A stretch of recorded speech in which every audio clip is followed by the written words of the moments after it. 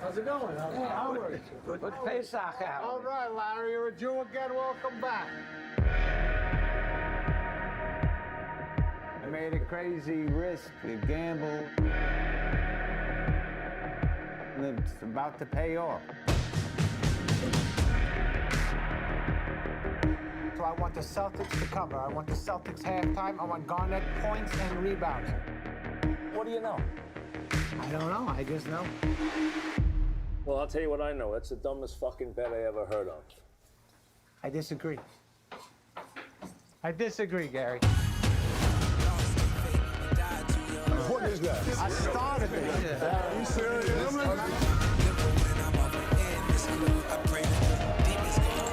You're taking my money all over town, placing bets. I'm having very serious second thoughts. Are you serious right now? I know I fucked up. Howard, where's the money right now? Howard, got my money? Is it too late? I'm done. It means nothing. It meant nothing. Please. Give me another shot. You like to win, right? This is no different than that. Black Jew power, nigga. This is my fucking way. You think I'm stupid, Howard? You and your whole fucking family. I heard you resurface your fucking swimming pool. You know how that makes me feel? Never You think your life is more important than I my don't life? know who said that. I told you about how things were gonna go. You like the way things are going now? That's my family. Get the kids out of the house. You having a good time? Yes.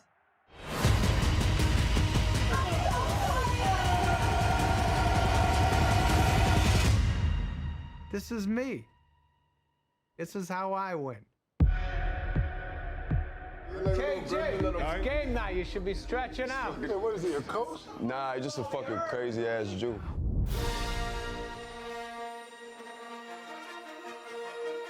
Ba-ba-ba-ba. This is year 7. That's right, year 7. This is year 7 of Movie Month. For 30 days, I'll watch 30 movies and do 30 podcasts. And this is day 5.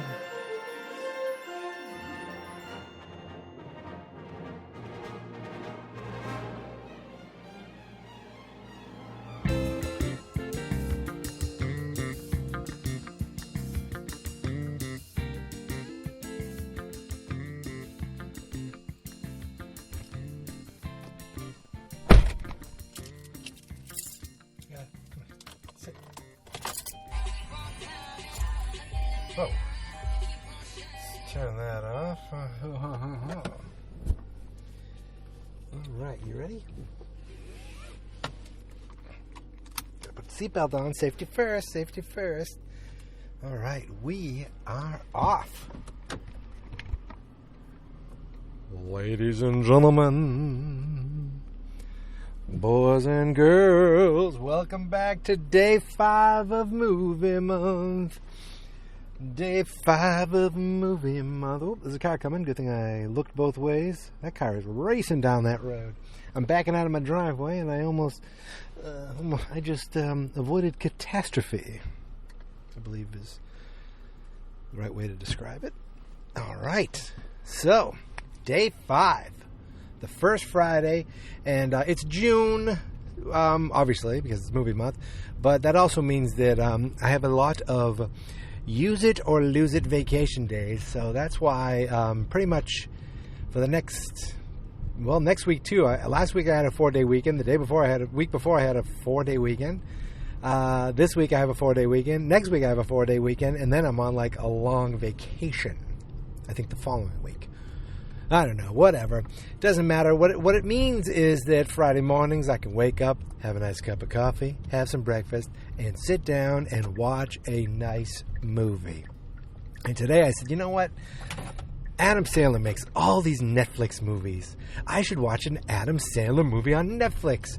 That'll be fun, right? Ooh, what's this one here? This one looks like a fun one called Uncut Gems. And then I watched it. Okay, I'm kidding. I knew this wasn't, I tell people, oh, I watched that Adam Sandler movie. But it's not an Adam Sandler movie. I was telling my wife, it's not an Adam Sandler movie. It's a movie with Adam Sandler in it. There's a distinction. This isn't the Happy Madison Adam Sandler we're seeing with all his usual gang of people and type of humor. This is proof that, there's already been proof that Adam Sandler can act his ass off.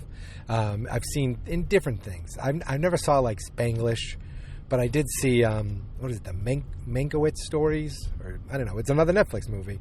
But this isn't a Netflix movie. This has just happened to be on Netflix. This was an actual movie released in the theater, directed by two brothers named the Safdie brothers, I believe. And this was just a good old-fashioned kind of drama slash, I wouldn't say thriller, basically just a drama, a stressful drama, I'll call it that. That's the best way I'm going to describe it. A stressful drama with a guy who, the main actor, was he really the anti-hero? Sometimes there's the anti-hero that they're bad, but you're rooting for them anyway. And I have to tell you, I don't even know if I was rooting for this guy. Howard. Oh my God, there's a balloon in the road. I'm going to run over a balloon. Oh, it's alive. The balloon's alive. It survived. It's behind me and it's floating. It's in the middle of the road. Very, very, very It-like, except it's a silver star. It just broke off a mailbox and I get distracted easily. And I'm driving and podcasting, so this really is a bad mix. Okay, so this is a guy who, the movie is called Uncut Gems. What does that mean? Well, I knew it had something to do with the Gem District and the Diamond District of New York. So this guy, Adam Sandler, plays a guy who has his own little jewelry shop.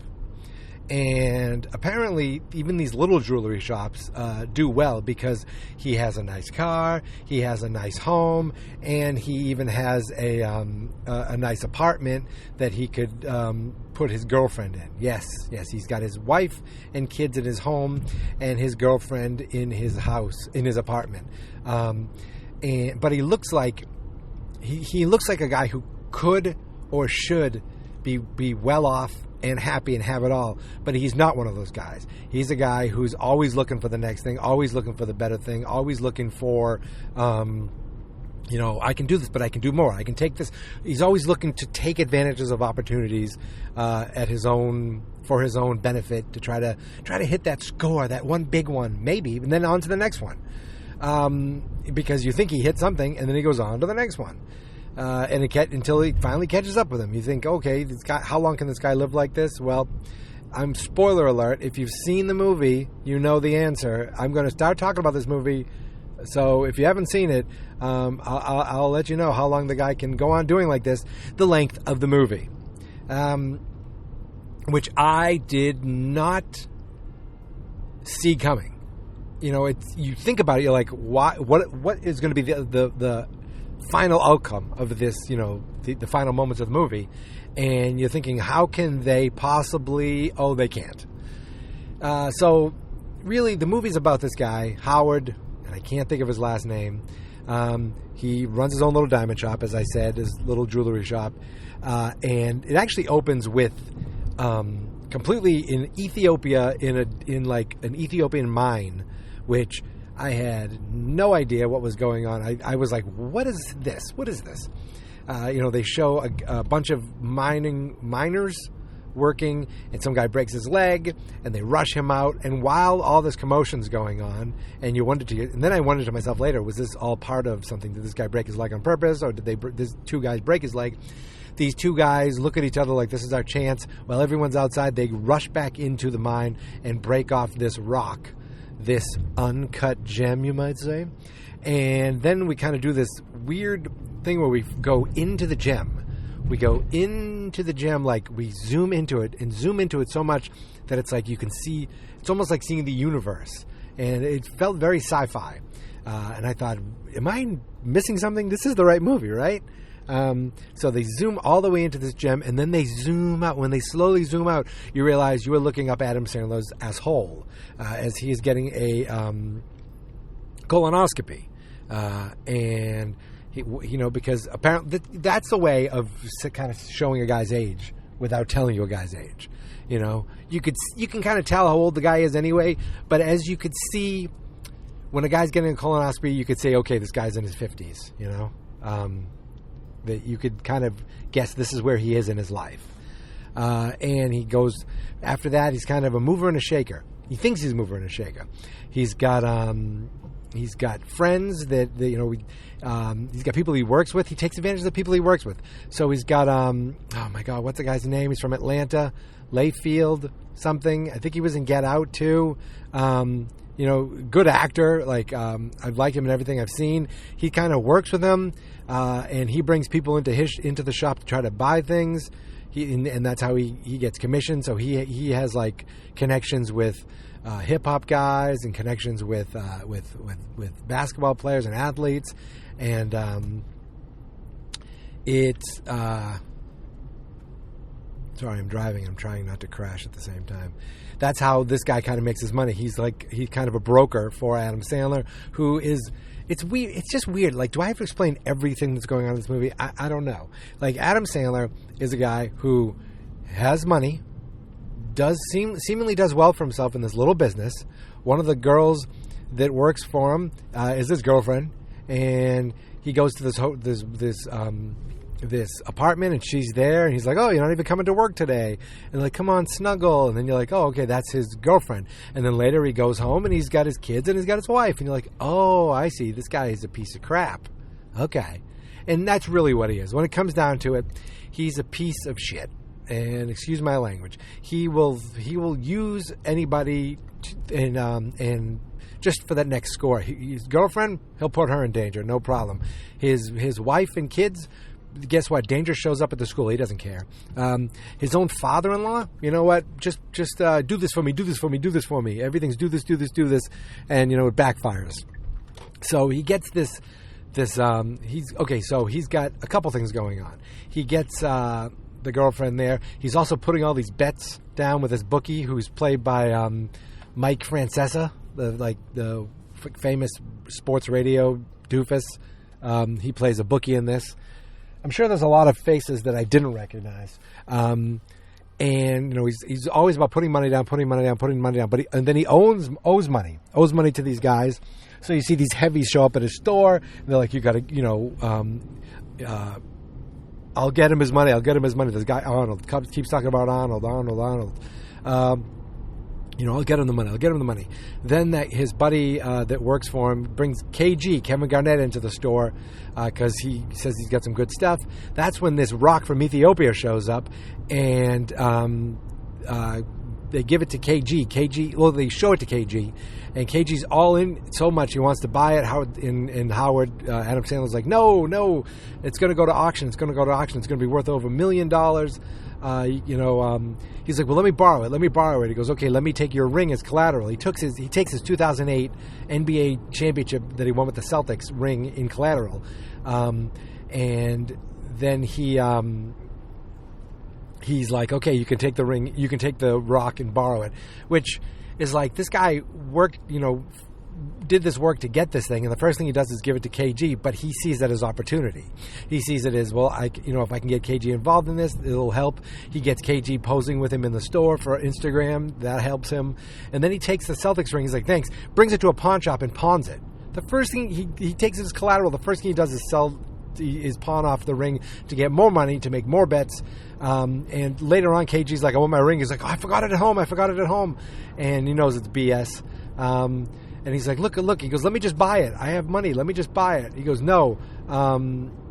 Because KG thinks this is like his good luck charm now. This is all going on during the 2012 playoffs where the Celtics made the Eastern Conference Finals. This kind of takes place during the Philadelphia series, which I was like, well, wait a minute, 2012, they did win this series, right? I had to remember. I remember it's the year they lost to the Heat in the Eastern Finals. Good job, good effort, that series. Car's loud. I apologize. Hopefully I'm not...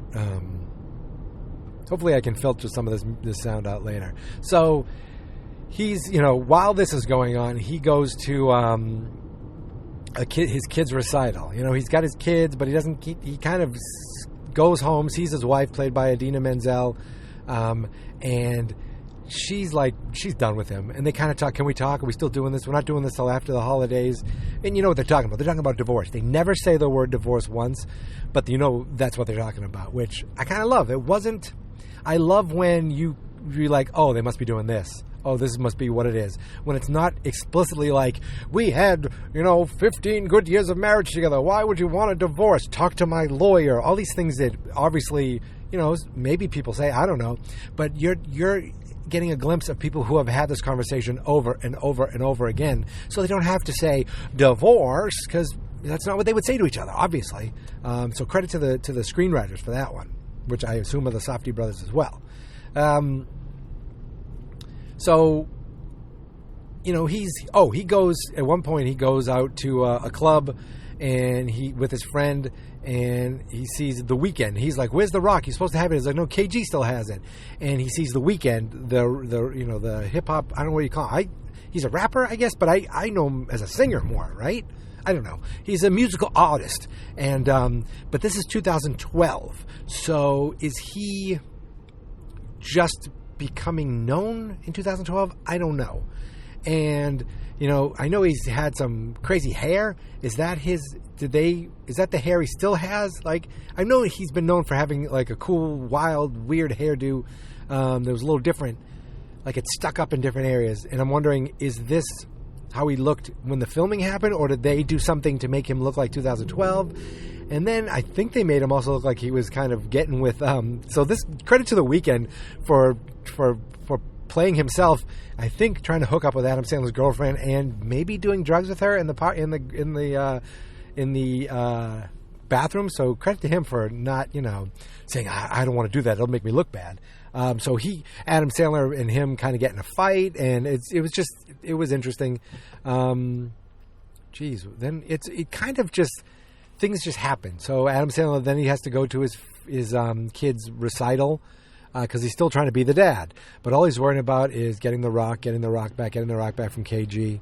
And but he made this big bet with Francesa that's going to hit, and he's going to make a bunch of money back, so he can finally pay off this bad guy, Arnold, who sent goons to his store. And guess what? Now they sent him to his school. So he's at the school. He looks back. He's at the school for the recital. He looks back and he sees these two guys. And he's like, what the hell? He goes outside, bites one of them as they try to rough him up. He runs off. And then we see another car pull up with two other guys. And they grab him. They throw him in the car. And this is Bogosian. Oh, my God. Adam? No, my God. Why can't I remember? Peter Bogosian? I don't know. Whatever. He's a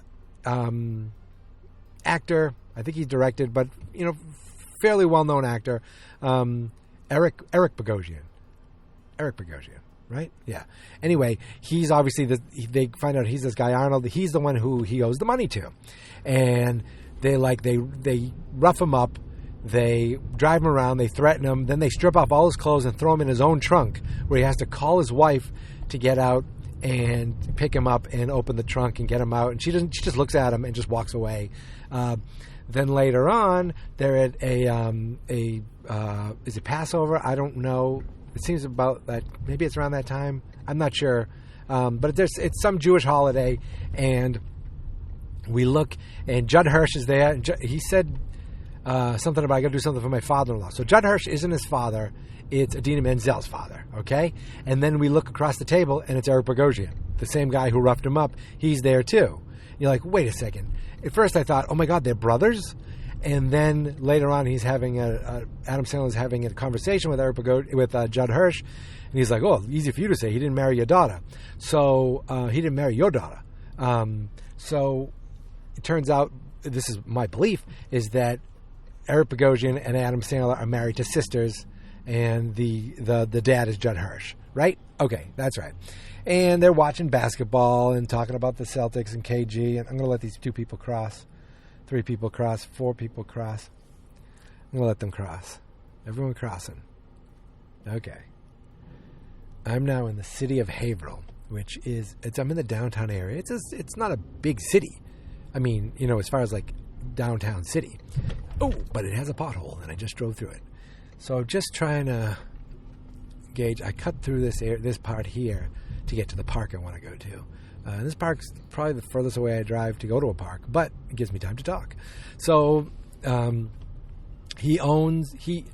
Bogosian, he sees Eric at the party, and he gets in his face. He's like, not so tough without your friends here, are you?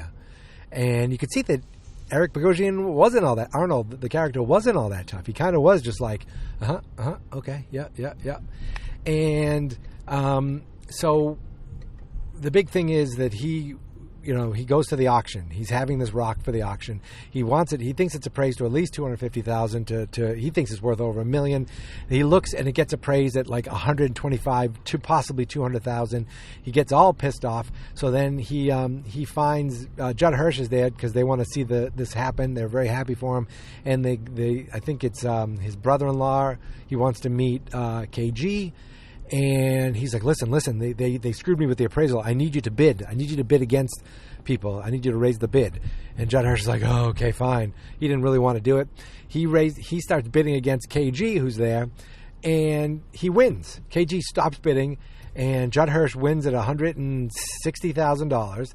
And then the money goes to Adam Sandler. Adam Sandler has to give him back the money plus the money, that the auction company takes out for their commission. So Adam Sandler gets stuck again, and he sees Eric Bogosian and the rough guys again. They beat him up a little bit, rough him up, make him feel like crap. Meanwhile, Adam Sandler, thinks his girlfriend they get in a big fight because of the whole thing with The Weeknd. They think they're broken up, and then he's like trying to get back with his wife. He's like, we could do it. And she just looked at him and goes, when I look at you, I laugh. I don't even think about it. I don't even want to look at your face. And she just laughs. And I love that. She was just like so disgusted by him. But it's like they're coming home from that party. And he goes, I need to stop at the hotel for something, at the apartment. Oh, we're going to go to Dad's apartment. For some reason, Dad has an apartment in the city. They don't really explain why to the kids, but the kid goes up and he's like, listen, I need you to use, he goes, I got to go to the bathroom. So Adam Sandler's like, well, listen, the Howard, whatever his name is like, the pipes are busted in my place, so I got to let you use my neighbor. You ever see Good Times? This is the dad. And John Amos, playing John Amos for whatever reason, lives in this apartment in New York. And he, he answers the door. He goes, can my kid use your bathroom? My pipes are busted. He goes, no, you can't. And he leaves because that's rude. So for no reason whatsoever, they had John Amos in there just for a second, playing himself, not letting Adam Sandler into to use his kid to use the bathroom, which I just loved. I thought that was such a weird little just nugget that they threw in there. And then there's another apartment that the guy lets the kid in to use the bathroom. That's when he goes to his apartment because he thinks the girl might be in there. She's not. She said she's moved out. She's moved on. So they don't even, they just, she just left a note and that was it. And then he picks up his kid and they go back in the elevator and the kid's like, who's the hot chick in your apartment? He's like, what? He goes, the guy that let me use the bathroom said there's a hot chick that lives in your apartment. Who is it, Mom? Who is it? He goes, don't talk about it. Don't talk about it. Never mention this. There's nobody. So the kid the kid sits in the back seat, sees his dad get in, sees his mother's just sitting there, basically like, just get me through the rest of this part of my life. And you could just see the kid was a little like, and after all this, they go home, and she's like, "Take the recycling out." He takes the recycling out, and then it cuts to the next day when we get to the auction, where I told you about everything that happened with the auction. He's like, "Listen, I got the rock," but after the auction, he gets the rock back from Judd Hirsch because he has to pay Judd Hirsch back all this money. Sees Eric Bogosian and the goons again. He's like, "Look, I'm gonna get KG to pay for it. I'm gonna get it. We're gonna get your money." And they beat him up. He goes to the office, and then I forget what happens, but I don't know if it's that exact moment, but they're like, KG is here. He wants to buy the rock. Oh, he keeps calling, and he finally gets an appointment with KG to show up to actually buy the rock. And KG shows up with $165,000 in a bag, and it says, I already gave your friend his commission. I want the rock. He buys the rock. And he's got the money. Now, he leaves at the same time the goons show up. And you think, okay, with Eric Bogosian, pay the money? He told them, look, he's coming to my place right now. Pay the money, and you're done. It's over. He can pay him back. Life goes on. He sees the money. And the first thing he does is he locks the door.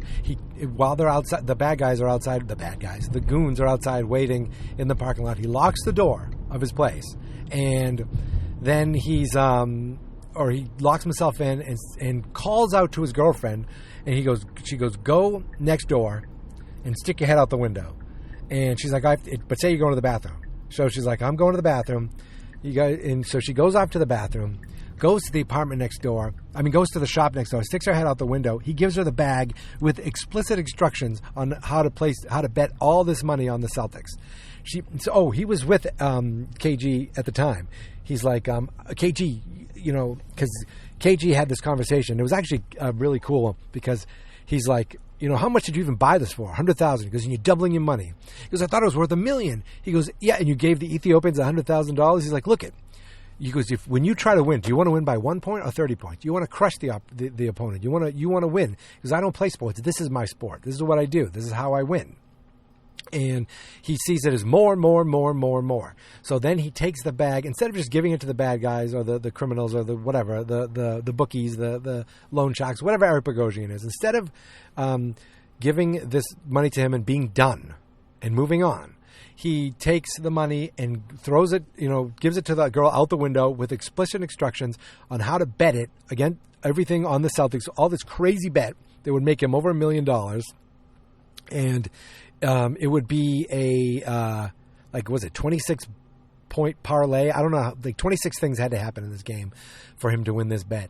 And he put it all on this because the guy can't sit still. It's like that. I guess, is that like a gambling addiction? He, for his own good, he has to find the next best thing. And he's like, there'll be a helicopter waiting for you and at this place, because he does have money. It's not like he's completely poor. He goes out to the shop and they're waiting in the little glass area. And because there's like a door to get in and then a safety door to get into the place. And he goes, listen, I don't have your money. Like, what are you talking about? And, they're in the place. He goes, I don't have your money. I placed a bet. He goes, what are you talking about? We didn't see anybody. Where's the money? They look around. They don't find the money. They go to leave, and he locks them in to that kind of space. The two main thugs and Eric Bogosian locks them in, and he's like, listen, he goes, this is going to work. This is going to work. They send a couple guys after her to Mohegan Sun, but she gets there in a helicopter, places this crazy bet, sees this high roller guy, which I'm fairly familiar as a real person. Like, I've seen this guy. He looks like a weirdo. He's got a weird tan, weird white hair, and big choppers, and looks like a guy who has a lot of money. He flew in the helicopter with her. He was kept saying, I want to spend time with you. I want to spend time with you. She ends up making this bet, sees the bad guys, hides with this crazy kooky guy. Okay, we're almost going to get out. We're here at the park. I'm just waiting now to finish up. So anyway, the game goes on, and everything that possibly happens that needs to happen happens. The Celtics win, which is the only thing I cared about. And basically, Adam Sandler wins this entire bet. The girl hides upstairs with this kooky guy while this bet is going on, and they realize that if this guy has so much money, this doesn't mean anything to him. He realizes that he's hanging out with this girl. The girl realizes that the bad guys are down there and she's hiding, so she sends him down to cash out the money. Now, when I first saw that, I thought, oh my God, he killed her and took the money. This is crazy. But no, he's just there to help her, gives her all the money, over $1 million in a bag. She puts her in a limousine, sends her on her way. Meanwhile, Adam Sandler's like, we did it. And Eric Bogosian's like, I can't believe it. You pulled it off. They open the door, the door to let him out. He goes, I'm sorry I had to do that, but they did it. One of the bad guys pulls up, takes his gun out, shoots Adam Sandler right in the head, kills him. Boom. I was like, what? It reminded me of The Departed, when all of a sudden Leo was killed just out of nowhere. Adam Sandler dead. The movie keeps going, but I'm like, wait, what? I rewound it and watched it again. I'm like, what? Eric Bogosian's like, why did you do that? They go, shut the F up. And then he tries to leave. They take Eric Bogosian, boom, shoot him in the head. So they work with this guy, but they don't care. Then they ransack the place, rob everything. It cuts to the Adam Sandler's family. The kids are cheering at the basketball game. Idina Menzel's talking about, oh my God, I found him in the trunk. He was naked. This is just crazy. And the girl the girlfriend has this $1 million. Maybe she gets to keep it. I don't know. But then Adam Sandler is dead, and while these guys are robbing the place, it zooms in on him, zooms in on the bullet hole in his face, and as it zooms in, it kind of brings you back to that sci-fi weird, like, it almost looks like you're going through the universe that we saw at the beginning when they went through the Black Opal, the Uncut Gem. And that's it. That is Uncut Gems. And, wow. It takes me 27 minutes to drive to the park here? That's crazy. So I'm watching this going, I don't know, do I like this? I think I like this. I don't know if I like this. Oh, geez, I don't know. What I realized was it's a really good movie, and I was just uncomfortable most of the time. Just Adam Sandler made me uncomfortable because he was just making wrong choice after wrong choice. If he just made a few different choices, things would have been different for him, but the guy couldn't do it. He couldn't help himself. And when it ended, when the violence happened and the movie ended, I was like, oh my God, this was awesome.